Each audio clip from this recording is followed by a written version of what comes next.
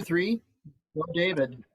Okay, my name is David Chrisman, and today's topic is the Minnesota Groundwater Protection Act of 1989.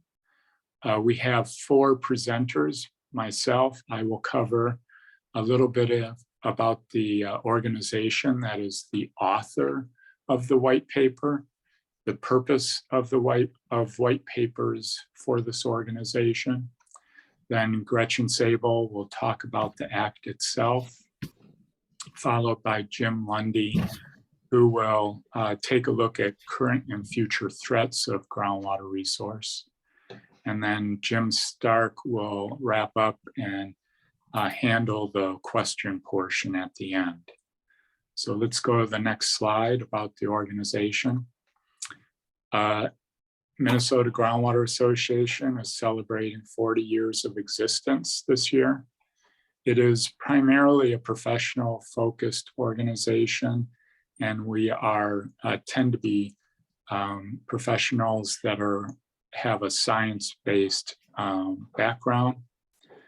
We draw on these professionals who are involved in the study and regulation of groundwater and other waters. And therefore, the purpose of the organization is to seek advancement of the science, to educate and influence policymakers, and to educate the public through our outreach and engagement. I do want to thanks for going to that slide. I do want to go back and emphasize a little bit of a word usage. When we talk about the organization or when we talk about the act, we're going to use groundwater as two words. That was the way it was written back in the 80s. Since then, we have resolved to using groundwater as one word. And in our presentation, you will see that when we talk about the resource or the science, it's one word. So now let's go to the white paper. Knowing that the organization is seeking to advance the education of people on groundwater, white papers tend to be a perfect fit. We strive to make these unbalanced or unbiased information on relevant groundwater topics. Therefore, we hope to be informing, educating, and reaching those policymakers through these written documents. We started the process roughly 7-8 years ago. And on the next slide, we will see the list of the 5 currently finalized white papers and one that's in progress.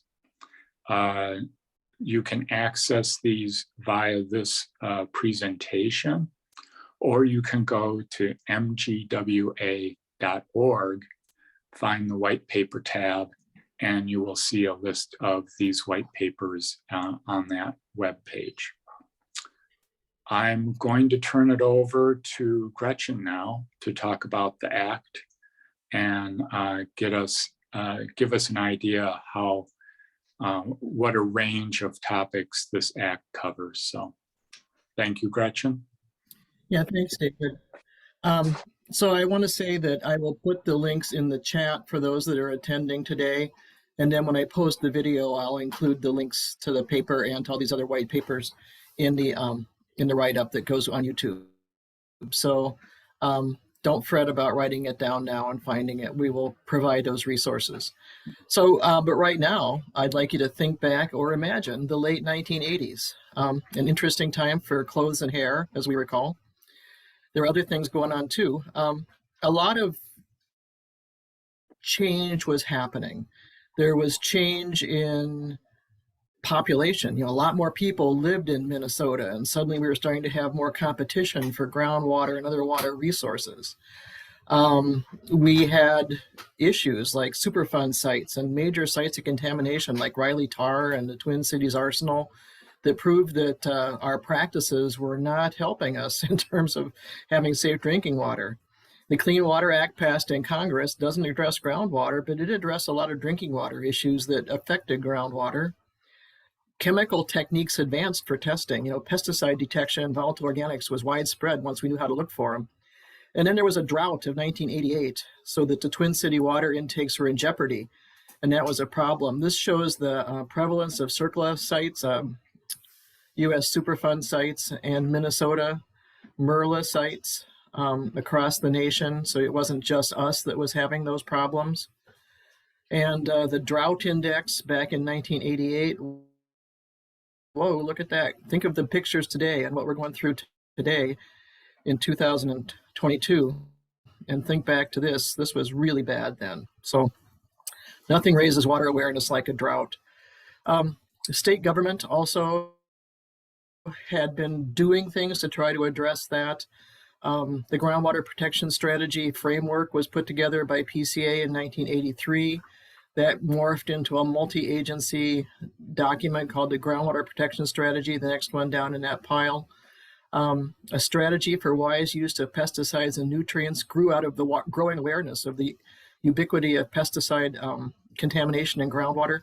There was also a 1979 state water plan that looked at efficient allocation and management, and made some recommendations to preserve and protect water and related resources, and that was the state planning agency. And then the Groundwater Protection Strategy issue team report came out in '85 as well. So there was a number of things that kind of led to it, and it all came together in the 1989 Groundwater Protection Act. The quote you see there from Senator Morse: Minnesota legislators were concerned about the widespread incidence of pesticides in groundwater and the growing evidence that it was everyday activities of Minnesotans that was causing this contamination. Didn't we have a duty to protect groundwater for future generations? And then that smaller box there, that's Linda Bremer. Some of you may know Linda Bremer. She was working in a number of state agencies. I was working with her at the Pollution Control Agency, and she was also at Department of Health and State Planning. And there, she said she looked at the actual passage of the act. For all those strategies and all the public input provided in review and comment, a groundwater bill was drafted by the state water program professionals and proposed to the governor for inclusion in his environmental packages. Differing versions of the bill worked their way through both bodies of the legislature, and the final conference committee was more than 30 hours long. So that was a Herculean effort to get it passed. And why was it so big? It was big because the act itself was big. There we go. The first time in statute. So one of the things that was discussed quite a bit was when we realized how much things we were finding in the water, all these different things. Was it important? Is it not important? Is it going to kill people? Is it going to damage the environment? And there weren't questions. And so the first thing that you need is a goal. You need a goal to say how we're going to decide, how are we going to protect water? And so what came out of the Groundwater Protection Act was a degradation prevention goal, where it was decided that the goal of the state is that water be maintained in its natural condition, free from degradation by human activities. Now that's hard to do. I'm not saying that's a feasible everywhere answer, but it was, this was the first time that it was put in statute that we would actually try to do as best as we can. And so it includes all groundwater, it applies to all practices, and it's done to the extent practicable, which means that we recognize that it's not always going to be able to be done, but to the extent that we can do it, we will do it. Another thing that the Groundwater Protection Act did was, sorry, there we go, looking at sensitive areas. So Pollution Control Agency put together a map working with the Minnesota Geological Survey in the late 80s. And that showed the areas of highest groundwater susceptibility based on just what we had at the time, which was mostly information from well logs and things like that. And the Groundwater Protection Act then required DNR to do a more thorough job of this and to actually identify sensitive areas. And so they were required to identify those areas and map them. And then local governments had to be notified that, hey, you got sensitive areas and you better do something about it. And the first groundwater atlases were being developed. Today, we see that the DNR has a new map Sorry, I'm having a delay here. There we go. This is the current DNR map. And you can see there that there's a lot of refinement from the previous map. They have identified and mapped those areas. They've developed GIS layers that be used in studies and decision making. And this is not just a static body of information, it's a growing body of information. It's implemented today through the County Atlas program, which greatly accelerated. Later in this discussion, we'll talk about the effect of the Clean Water Legacy, but this is something where you can really see let's see, the bars there show you the development of these county atlases in the upper right, graphic. And the red ones are people, they got funding from the Environmental Natural Resources Fund, and then general fund funding. And then whenever the Clean Water Legacy passed, you can see the big jump in funding for geologic atlases.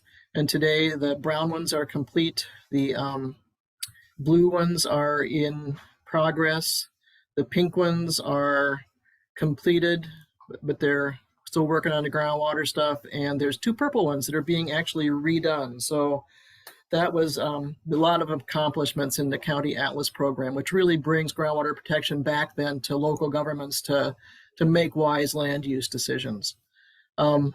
Another thing, remember I talked about the growing information about the number of contaminants that we were finding in water. Well, you didn't know what to do about it. There was a lot of compounds found that didn't have drinking water limits. And so the Groundwater Act set up a new process for developing health risk limits by the Department of Health. It gives tools for public water, private water supplies, which never had a tool before, and advice for public water supplies where there wasn't a federal limit. It's based on compounds detected in water. So whenever a compound is found in water, the health department would develop a new limit for it so that people would have a way of judging if that was important or not. And the MDH publishes that. So the first one was published in 1993, then it's on a 5-year schedule. The last one was done in 2018, so there'll be another update coming out in 2013.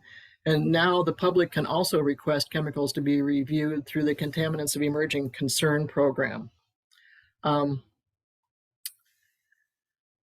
Another problem was that groundwater was contaminated. Remember the quote from Steve Morse, Senator Morse, was contaminated by our everyday activities, things that we did every day, growing crops, putting salt on the roads, running our septic systems, all kinds of stuff that we do, fertilizing our lawns, is a possible source of groundwater contamination.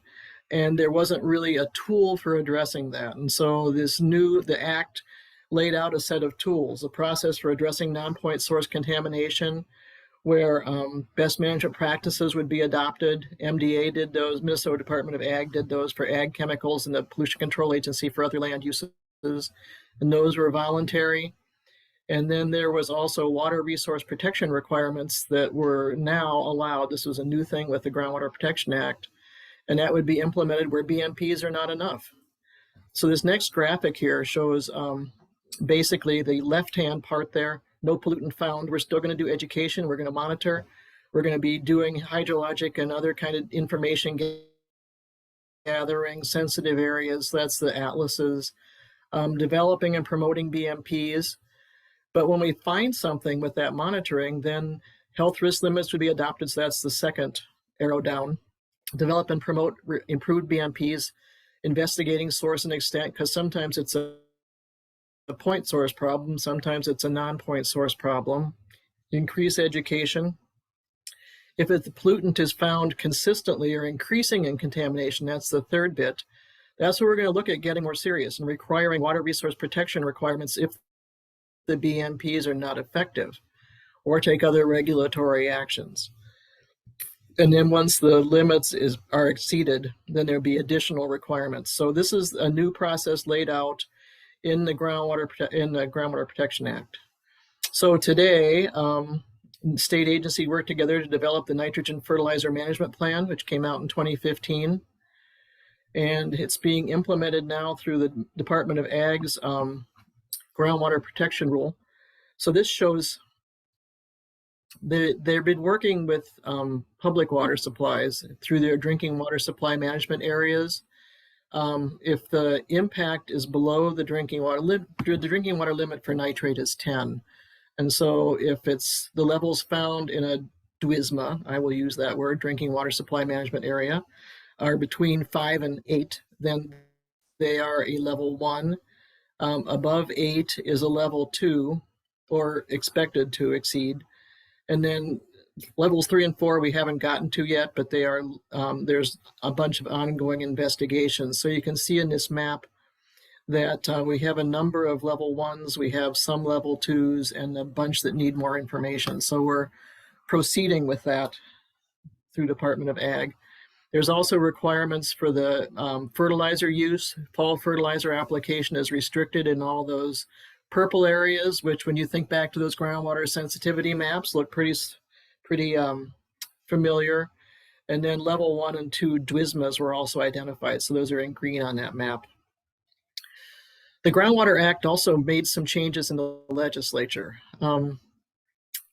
Bringing a bipartisan group of legislators together took a lot of education.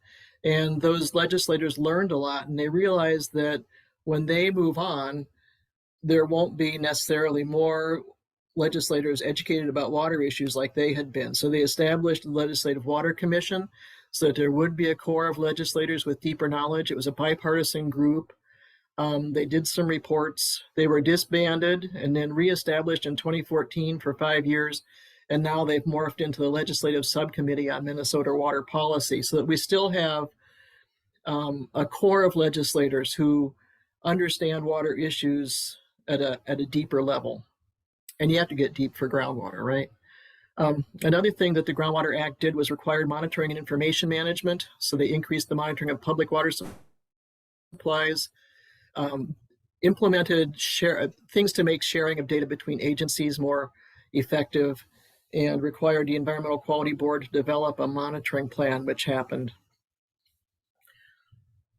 Pesticides were a big driver of the act, and a lot of change happened in the pesticide area that really made a difference.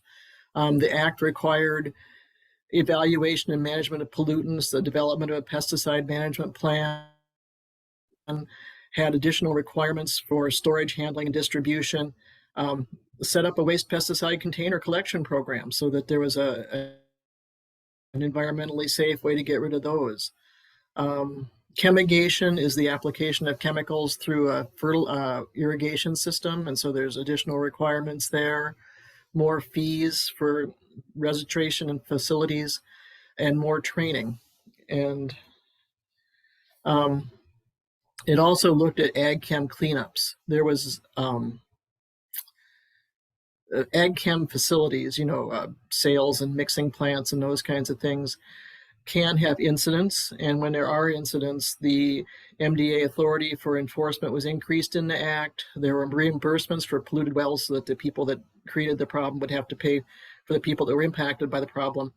And it also exempted farmers from liability if they followed the label directions, which would tend to focus attention on those label directions more closely. They set up a fund called ACRA, the Agricultural Chemical Response Program, and that is funded by surcharges on pesticides and fertilizers.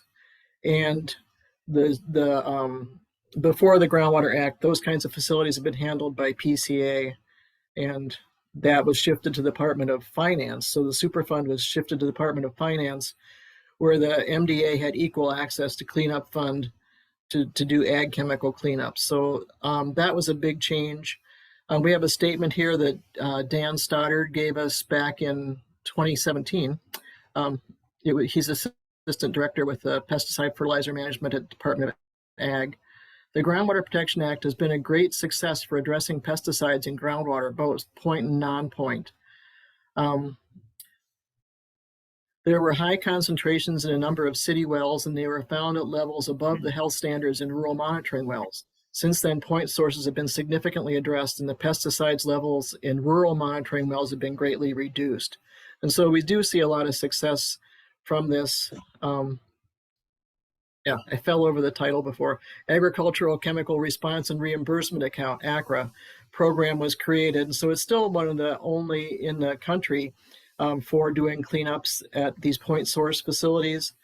And we also, the Groundwater Protection Act also strengthened ag chemical storage requirements to reduce spillage and incidents. So there was a lot of changes there that made a big difference with the act. Not to be outdone, there was a lot of changes around water wells. New fees were added so that the Department of Health had money to run the program. There was the requirement for disclosing wells at the time of sale was added, which really did a lot to push well sealing and also well knowledge. So that was something that has worked well.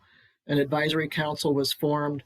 And there was also significant new funding for the Safe Drinking Water Act, which was critical at the time. The Safe Drinking Water Act had passed, but it wasn't funded in Minnesota to be implemented.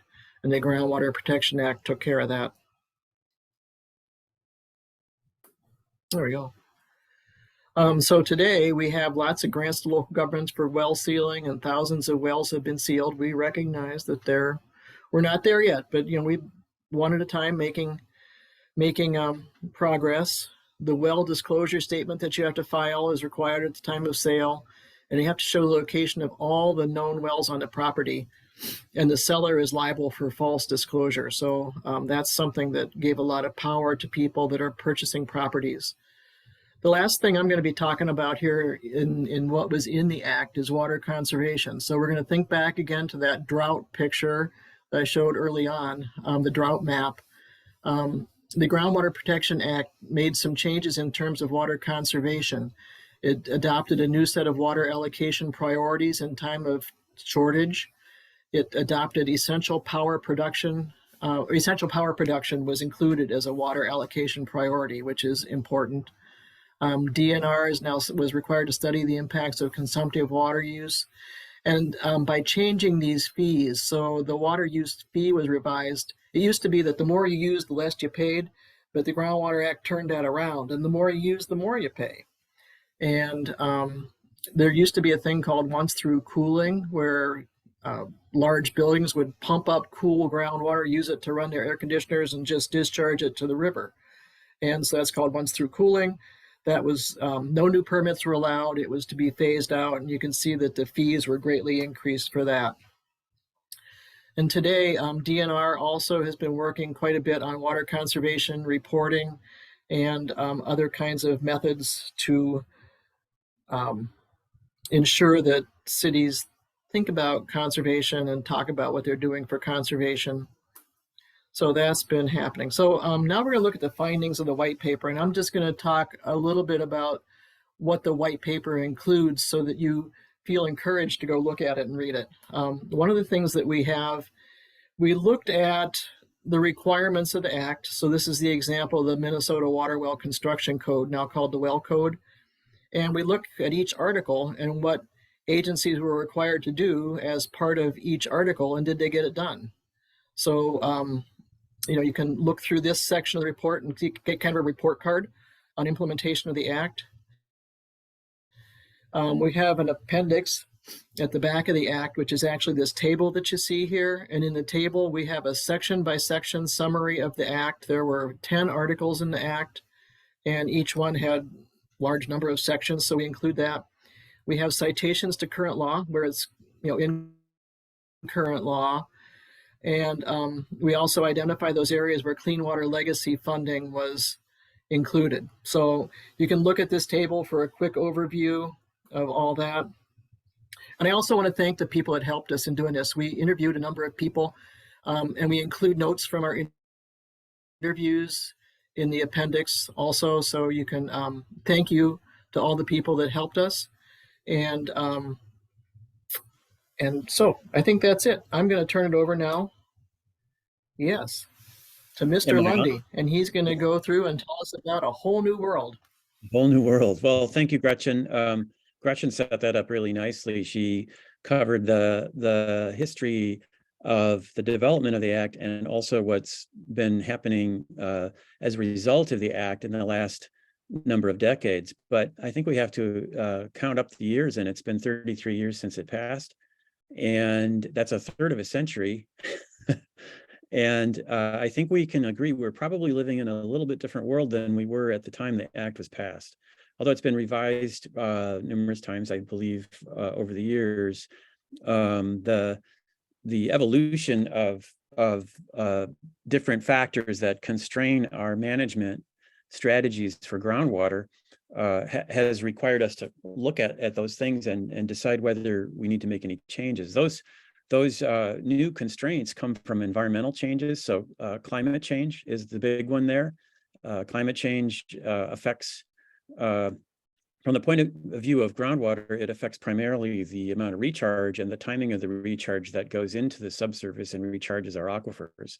And that's important in terms of water budget, because if you change what's going in, that's going to change what's available later.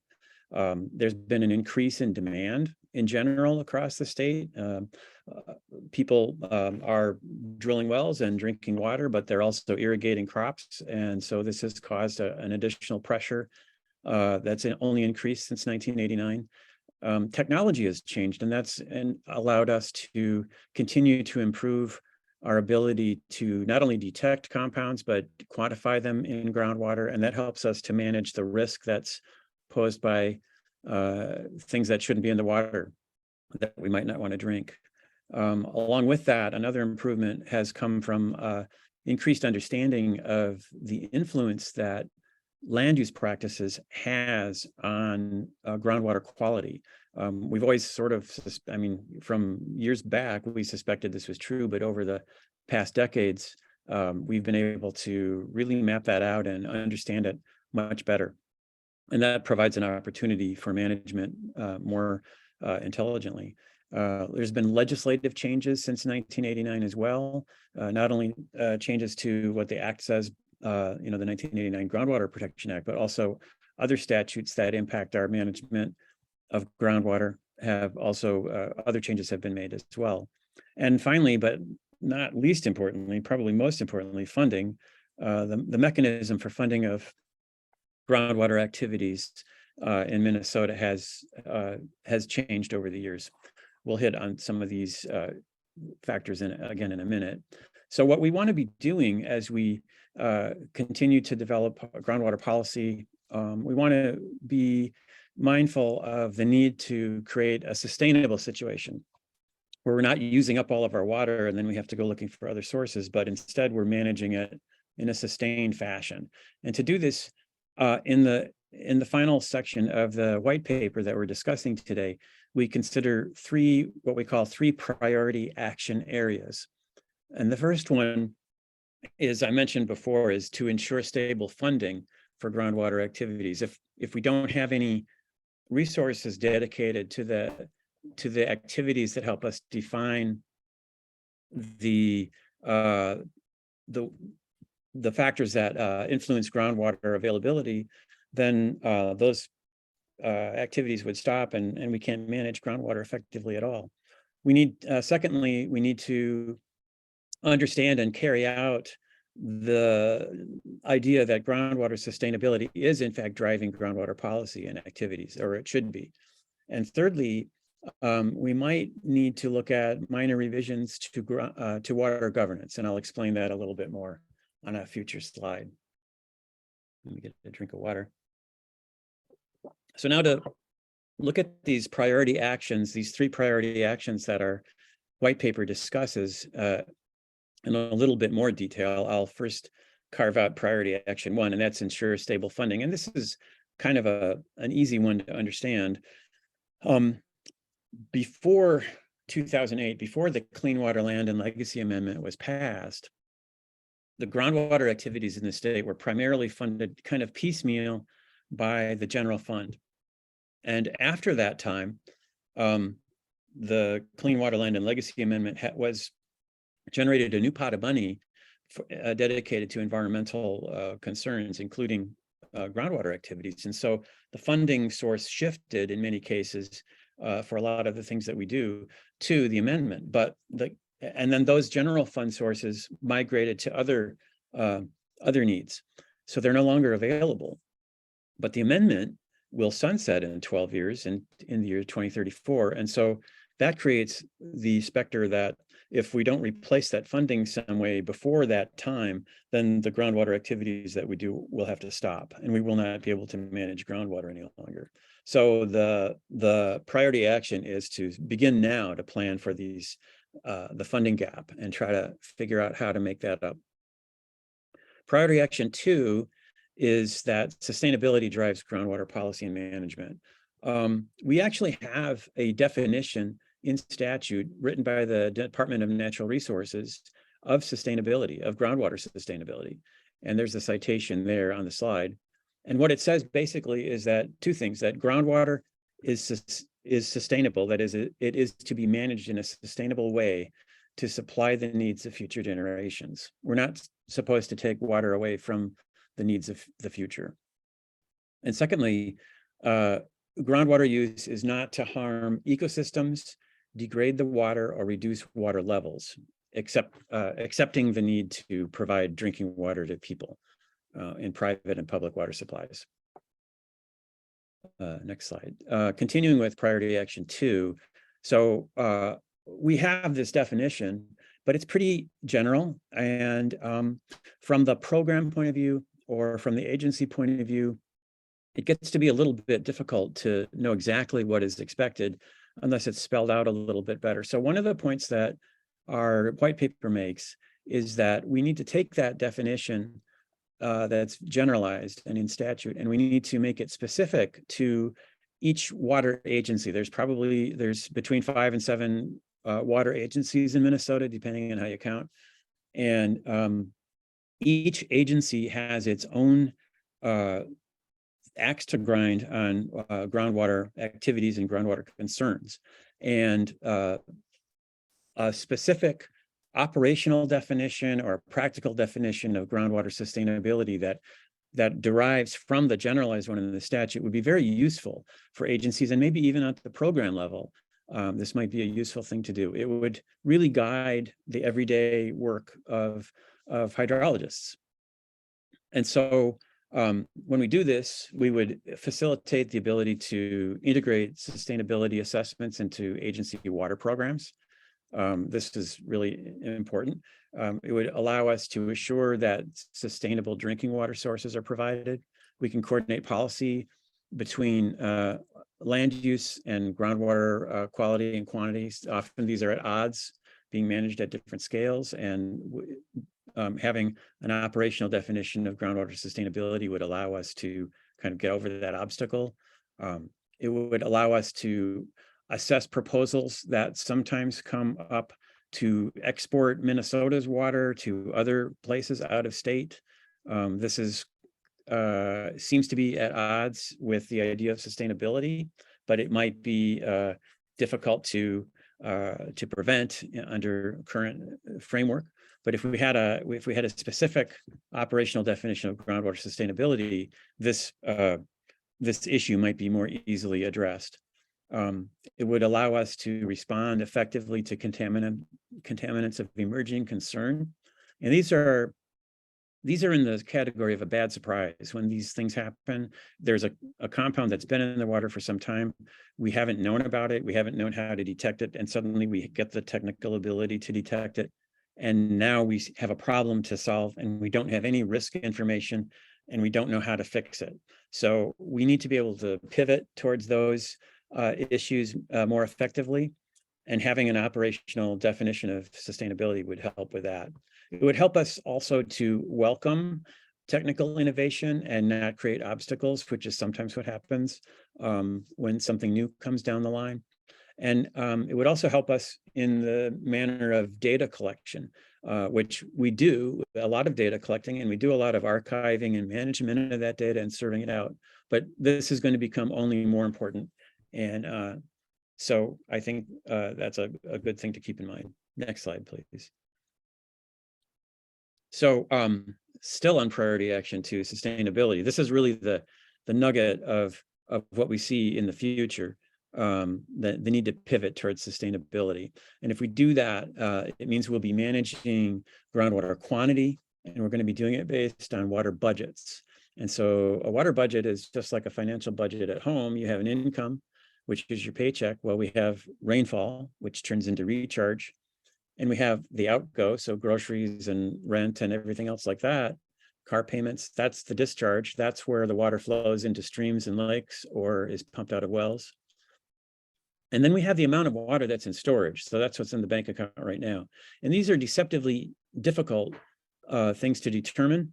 It takes a lot of work to do it, but it's what we need to do in order to manage the amount of water effectively and sustainably. We also need to manage groundwater quality based on standards. That's what we're doing right now. We need to continue doing that. And these would be water quality standards, not only those, but also aquatic habitat standards, and mindful of the ecological conditions in streams as well.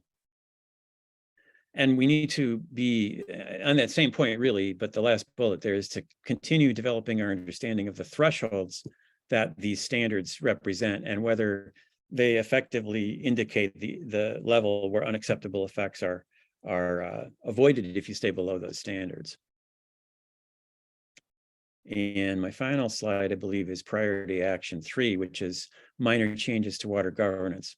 Water governance, I learned during the preparation of this paper, basically means the way that we manage the tools that we use to manage water. And specifically, in this usage of the term, we mean the agencies that we have to use as tools for management of water. Currently, as I mentioned before, we have 5 or 6 or maybe 7 water agencies. They all have their own sector of the water management problem to look at.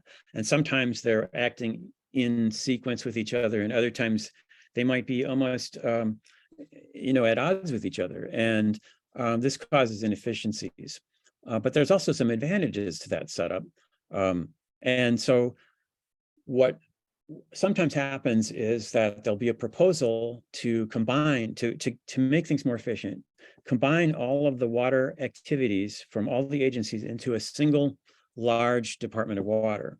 And when that happens, we have to kind of stop and think about how that would look and whether that's really effective or not. And it turns out there's a lot of detailed problems that arise from making those kinds of overhauls. And so we looked at that issue and we said, well, there's these 2 poles. There's the leave things as they are and all fragmented into different agencies. And then there's the issue or the idea of putting them all into one agency to increase efficiency. And we were thinking maybe the answer is to proactively work on the efficiency part without disrupting all the activities by putting them into one agency. So what we looked around for were examples where this is already occurring, and we found the interagency coordinating team, which is a group of the assistant commissioners from the water agencies who meet regularly, and they have teams, sub-teams that report to them about different activities that are going on at the different agencies, and it allows them to coordinate and make their response more coordinated between and among agencies, and it increases the efficiency of the work that they do. And we think that if we can kind of encourage that working together, that sort of coordination and implementation of the operational definitions that the agencies have, I think that might be, our paper thinks that might be the most efficient way to increase efficiency.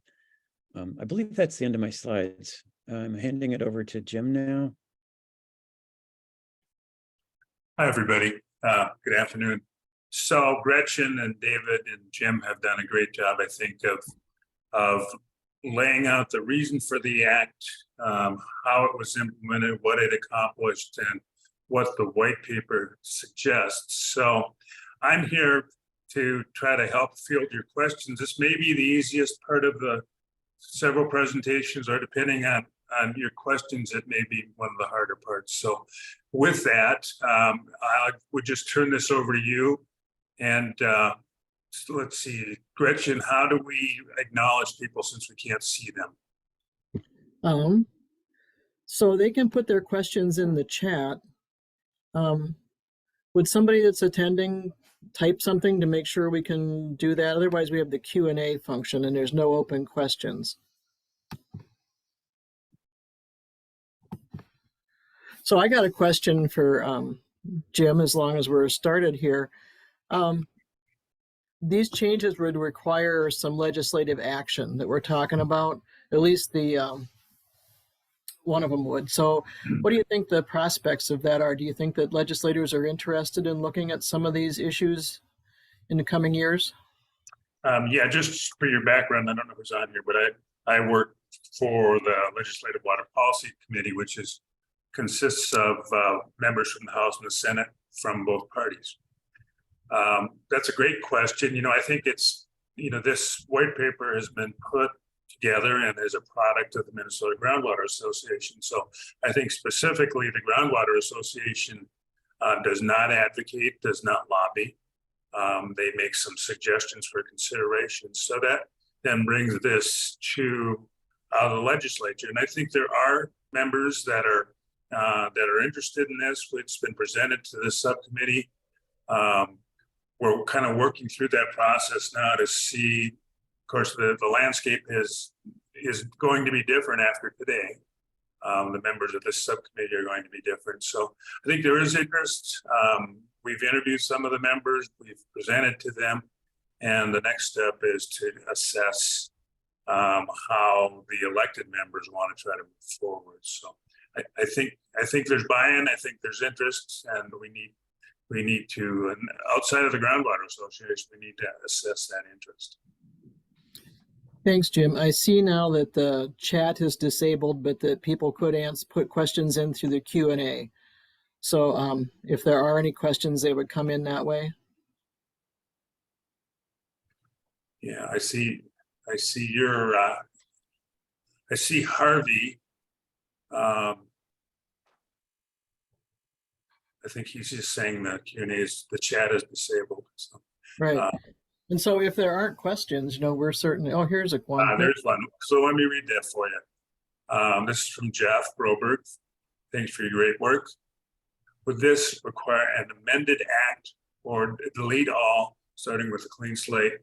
You have some specific language. So we have had some discussion with some of the elected members, and I think, and others can correct me here, but I think they would suggest that there are some tweaks that may be needed to the legislation, but they would not, I think, recommend starting over or deleting everything at the beginning, because there's a lot of good that has been done for the act, and it may need some changes, but certainly not starting again from scratch. So Gretchen, others, do you agree with that? Yeah, I want to add to that too, because the act, all these things, that wide range of things I talked about were all included in the act. But when it came down to it, they became separate pieces of legislation. And so the act is no longer a thing. It's a thing that caused a lot of stuff to happen. But, there's been a lot of change. If you look at the table that we have in the back, you'll see that many of the statutes that came out of the act have been revised 10 times annually. Whoops, I've got a dog here. So I'm going to mute. That was a yes vote. I was going to, were you finished, Gretchen? Because I had another thing to add. I remember we interviewed a number of people in the preparation of this paper who had been instrumental in the development of the 1989 Act. And one of them was Jean Wagenius, who was a new representative in 1989. And she made the comment that reopening the act for legislation could wind up being dangerous, because you could wind up, well, I don't know what she had in mind, but I mean, it could wind up being less than what we've got. So she made the point that we just have to be mindful of that potential outcome as well. Here's another one from Jeff. Does the act also propose changes or prescriptions for legacy funding and other pieces of legislation that you mentioned?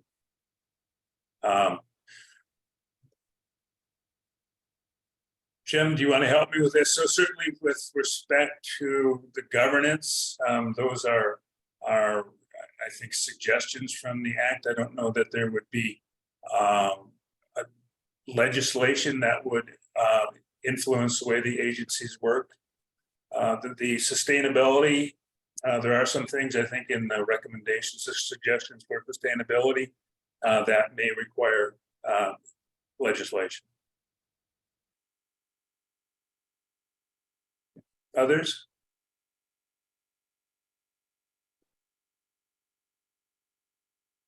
Any other questions? Not seeing any. So with that, I think we have tried to summarize this paper for you. Want to thank all of you who are here for attending. And you certainly can contact any of us if you have any questions, suggestions, recommendations for legislation, or any other thing you want to just chat about. And this will be recorded. If you have a place where you can use this presentation, that's certainly available. How many people were online? I think I saw about 11, right? Yeah,